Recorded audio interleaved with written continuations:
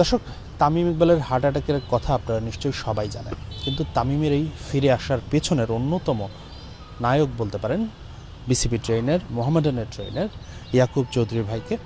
তিনি সেই সময় ক্রমাগত সিপিআর দিয়েছিলেন অসুস্থ মুমূর্ষু তামিমকে। আমরা একটু তার কাছ থেকে শুনবো সেই সময়ের ঘটনাটা। ইয়াকুব ভাই, আসলে সেই সময়ের পরিস্থিতিটা নিশ্চয়ই অনেক ক্রিটিক্যাল ছিল, সবাই যেখানে ভয় পাচ্ছিল আপনি সেখানে ঝাঁপিয়ে পড়েছিলেন, একটু যদি বর্ণনা করতেন পরিস্থিতি। সর্বপ্রথম শুক্রিয়া বলতে পারেন, আলহামদুলিল্লাহ, যে আল্লাহ পাক তামিমকে আমাদের মাঝে ফিরিয়ে দিয়েছেন। আল্লাহ পাকের বিশেষ দয়া ছিল, তা না হলে হয়তো আমরা তামিমকে ফিরে পেতাম না। ঠিক আছে, আমি যদি ব্যাপারটা প্রথম থেকে যদি শুরু করি, আমি ওয়ার্ম আপ করিয়েছিলাম, টসও হয়েছে বিকেএসপি 3 নম্বর মাঠে। তো টস হওয়ার পর আমাদের এনাম ভাইয়ের কাছে তামিম এসে বলতেছিল যে ভাই, আমার একটু চেস্ট পেইন করতেছে, গ্যাসের সমস্যা হইতে পারে, তো আমাকে একটা গ্যাসের ওষুধ দিন। তো এনাম ভাই গ্যাসের ওষুধ দিল। তারপরে তামিমের ব্যথা মানে আগের জায়গায়, সে বলতেছে যে আমার ব্যাক সাইডটা ব্যথা করতেছে, পেইন করতেছে, মানে ধরে আসতেছে, এবং তার মুখের যে চোয়ালটা এটা আইসোলেট হয়ে যাচ্ছে, মানে ভারী হয়ে আসতেছে। তখন আমি বললাম যে তামিম ভাই, লেট করার দরকার নাই। আর এনাম ভাই বলতেছে যে ইসিজি করার জন্য পাঠিয়ে দিই। তো বিকেএসপি যে ডক্টর ছিল, ডিউটি ডক্টর, উনি সহ আমরা রওনা দিলাম। উনি অ্যাম্বুলেন্সে করে গেছিলো, আর তামিমের পার্সোনাল গাড়িতে আমি আর তামিম মুভ করি। যাওয়ার পর আমরা হসপিটালে যাই। হসপিটালে ডাক্তার ওদের প্রথমে ইসিজি করালো, ইসিজি নর্মাল, ভালো। এরপর একটা টেস্ট করালো, ট্রোপোনিন টেস্ট খুব সম্ভবত। ওই টেস্টটা করার পর মোটামুটি ডাক্তারের যে চিকিৎসা দেওয়ার দরকার সেটা ওনারা দিয়েই গিয়েছিল। এবং একটা পর্যায়ে তামিম ঢাকায় ভালো হসপিটালে ট্রিটমেন্ট নেওয়ার জন্য হেলিকপ্টারের ব্যবস্থা করে। ঠিক আছে, তো ডক্টর বললো যে আচ্ছা ঠিক আছে, আপনার যে ট্রিটমেন্ট দেওয়ার দরকার সেটা আমরা দিচ্ছি। তামিম বললো যে আসলে আমার পেইনটা একটু এখন বেটার, মানে একটু কম ফিল হচ্ছে, আমি ঢাকায় চলে যাই। তো ওই মুহূর্তে এয়ার অ্যাম্বুলেন্সটাও কিন্তু আপনার বিকেএসপিতে আসা শুরু করে। তখন আমি, তামিম, আর আমাদের টিম বয় ওয়াসিম, আর আরেকটা হচ্ছে খুব সম্ভবত ওদের ওয়ার্ড বয়, ওই হসপিটালের কেপিজির হসপিটালের ওয়ার্ড বয়, এই 4 জন আমরা অ্যাম্বুলেন্সে করি। তো তামিম শুয়েছিল, তামিমের সাথে আমরা অ্যাজ ইউজুয়াল কথাবার্তা বলতেছি। বলার পরে আমার পাইলটের সাথে আমার কথা হয় যে আপনার কতক্ষণ সময় লাগবে। তো বলতেছে যে আমি মাত্র উঠতেছি, আমার হয়তো বা ম্যাক্সিমাম 10 মিনিটের মতো সময় লাগবে। ওর আগেই আমরা বিকেএসপিতে এসে চলে আসতেছি। তো ঠিক বিকেএসপি অ্যাডমিনিস্ট্রেটিভ বিল্ডিং যখন আমি পাস করি, ঠিক তখনই তামিম সেন্স নাই, সে আর কথাবার্তা বলতেছে না। একটা পর্যায়ে আমি দেখলাম যে হাত কোনো রেসপন্স নাই। আমি তামিমকে বলতেছি, তামিম আর ওকে? তামিম কোনো কথা বলতেছে না। তারপর আমি তার পালস দেখি, নেকের পালস দেখি যে কোনো ধরনের সাড়া নাই। ব্রিদিং, নেক ওপেন করে, চিন ওপেন করে দেখতেছি চিন আপনার ব্রিদিং নিচ্ছে না। যখন ব্রিদিং নিচ্ছে না তখন ফিল হলো যে না, সে ম্যাসিভ হার্ট অ্যাটাক করছে। তখন আমি কোনো কিছু চিন্তা করিনি। তখনই আমি ডাইরেক্ট আপনার সিপিআর দেওয়া শুরু করি। তখন কিন্তু হেলিকপ্টার আসেনি, আমি অ্যাম্বুলেন্সের ভিতর, আর ওয়াসিম ছিল। আমি সিপিআর দেওয়া শুরু করি। ওই সময় হেলিকপ্টারে অ্যাথলেট টার্ফে ল্যান্ড করে, তখন অ্যাম্বুলেন্স নিয়ে যাচ্ছিল। তো ও যখন ভিতরে ঢুকি, যখন অ্যাম্বুলেন্সের ব্যাগ ডালাটা খুলে তামিমকে বের করার জন্য, তখন আমাদের ম্যাচ রেফারি দেবুদাও ছিল। দেবুদা বলতেছে যে ডালিম ভিতরে ঢুকাবো না। আমি বলছি দাদা, আগে আমি সিপিআর দিই। তখন তো হেলিকপ্টারের শব্দ কার কথা কি শুনবো, তখন আসলে মানে ওই সময় নাই।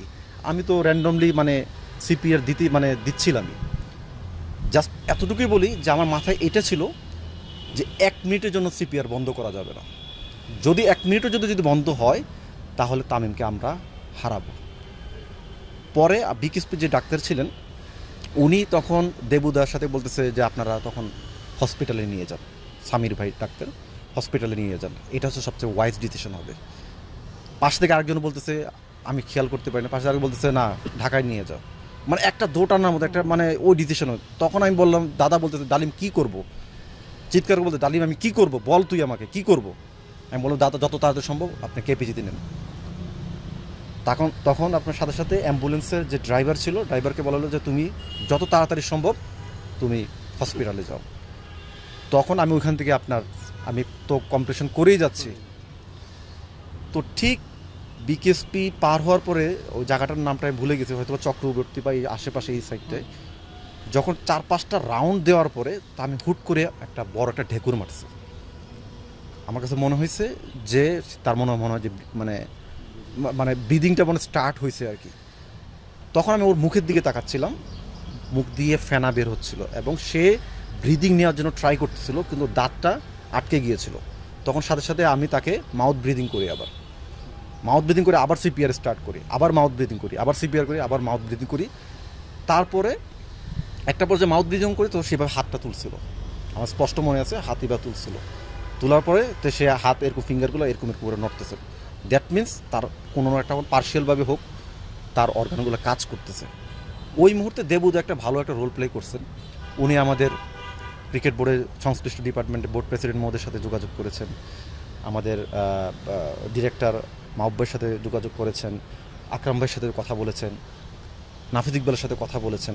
কারণ ওই সময় তো আপনার কে কী করবে না করে যে বন্ডিং, যে আপনার মানে একটা পারমিশন, আমরা তো সবাই তো থার্ড পার্সন, আমরা তো কেউ ফার্স্ট ব্লাড না। তো সেক্ষেত্রে ওই দেবুদা এখানে একটা ভালো একটা রোল প্লে করছেন। তারপরে আমরা হসপিটালে গেলাম, তারপর ডাক্তারদের আপনার প্রথমে এইডি দিছে, তারপরে হচ্ছে আপনার শক কী বলে ডিসি শক দিয়েছে। এরপর ডাক্তার এনজিওগ্রাম করার পরে 2টা ব্লক পায়। তারপরে তারা ওইখানে আপনার ইনস্ট্যান্ট এনজিওগ্রাম করার সময় আপনার স্ট্যান্ড করিয়ে দেয়, তারপর তাকে সিসিতে নিয়ে যায়। এই হচ্ছে আপনার। আমরা ডাক্তারদের সঙ্গে কথা বলেছি, দেবুদের সঙ্গে কথা হয়েছিল, আপনার এই সিপিআরটা খুব ভাইটাল ছিল, খুব কার্যকর ছিল। সেই সময় হয়তো এটা না দিলে অনেক অপূরণীয় ক্ষতি হয়ে যেতে পারতো। আপনার আসলে মানে ওই সময় মেন্টালিটিটা তো এই কঠিন সময় অনেক সময় কাজ করে না। আপনি কিভাবে নিজেকে এত শক্ত রেখেছেন বা সঠিক ডিসিশন নিতে পেরেছেন? না, এটা হচ্ছিল, এটা আমি বলবো যে আমার প্রফেশন আমাকে অনেক হেল্প করেছে। যারা আমরা ট্রেনার, ফিজিও, আমরা অনেক এরকম পরিস্থিতি থাকে যে আমাদেরকে কুল থাকা চাই। সো ওই সময় আমি যত কুল থাকতে পারবো, আমি আমার কাজটা তত ইফিসিয়েন্টলি আমি করতে পারবো। তখন আমি চেষ্টা করছি যে না, আমার মাথায় তখন ইনস্ট্যান্ট কাজ করছে। আমি কাউকে বলি না যে আমি কি করব না করব। অ্যাম্বুলেন্সে আমি, তামিম আর হচ্ছে ওয়াসিম নামে তামিমের সাথে যে ছেলে থাকে ওই ছিল, আর কেউ ছিল না। তখন আমি সিপিআর দেওয়া শুরু করি, কারণ আমার ওই সময় নাই। বাট এটা অতটুকু আমি জানি। আমি স্পেশাল থ্যাঙ্কস দিতে চাই যে আমাদের বিসিবিকে আজ থেকে 4-5 বছর আগে বিসিবি এরকম সিপিআর এবং ফার্স্ট এইডের একটা কোর্স করিয়েছিল লাইভ, এবং আমরা ডামি যে এটাকে কি বলে ম্যানিকিন বলে হয় আর কি, ওইখানে আমরা প্র্যাকটিস করেছিলাম। ওই নলেজটাই আমার কাজে দিয়েছে। কিন্তু আমি কখনো ভাবিনি যে এই অ্যাপ্লিকেশনটা আমি তামিমের উপর করব, এবং এমন একটা সময় করব যে আমার পাশে কেউ নেই, না আছে তামিমের পরিবার, না আছে আমার সাথে কেউ কলিগ।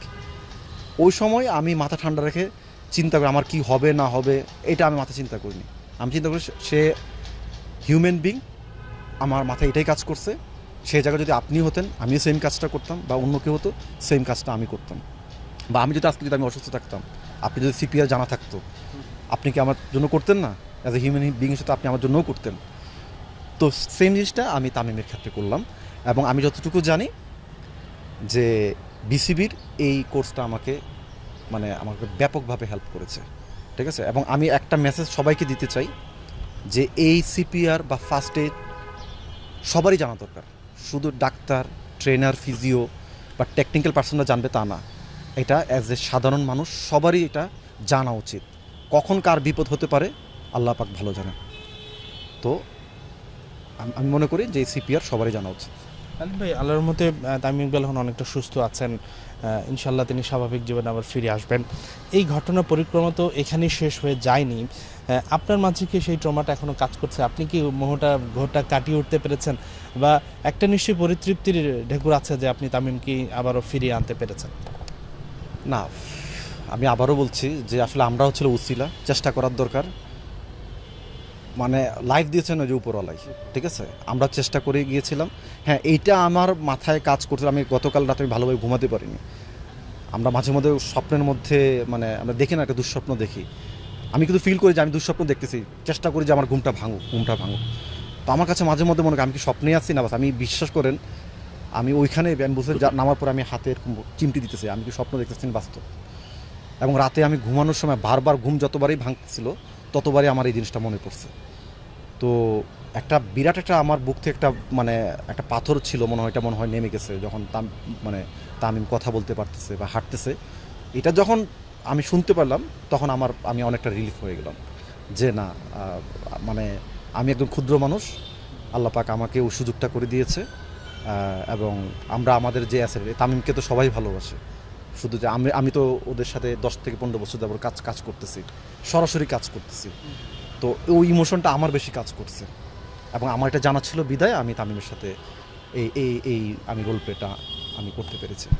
একটা বিষয়, ক্রিকেটার যারা অ্যাথলেট আছেন তারা তো ফিজিক্যালি খুব ফিট থাকেন, তাদের আসলে এই ধরনের সমস্যা অনেকে এক্সপেক্ট করে না। এটা তো যে কারোই হতেই পারে, হার্টে একটা ব্লক।